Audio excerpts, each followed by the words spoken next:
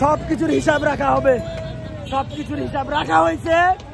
আর হিসাব নিয়ে যায় এখন বাংলাদেশের ইতিহাসে এই যে বিজয়ের মিছিল, আমরা সেই বিজয়ের মিছিলের সঙ্গী।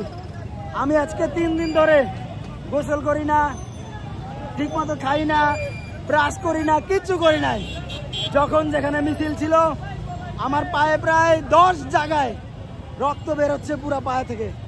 তারপরও কেন যেন একটা বিশ্বাস ছিল যে এই বিজয়টা আসলেই হবে। একটা বিশ্বাস ছিল যে বাংলাদেশে স্বাধীনতার এই স্বাদ পাওয়া যাবে। আমরা গর্বিত, আমরা আনন্দিত যে আমরা নাহিদ, রিফাত রশিদ, সার্জিস আলম, এই যে কোটা সমন্বয়কারী ছিল 6 জন, আমরা তাদের প্রজন্মের। বিবি হেফাজতে তাদেরকে যখন গ্রেফতার করে নিয়ে যাওয়া হয়েছিল, প্রধানমন্ত্রীর সাথে বৈঠক তারা অগ্রহণ করে এই বৈঠককে বাতিল করে তারা অনশন করেছিল যে আমরা প্রধানমন্ত্রীর সাথে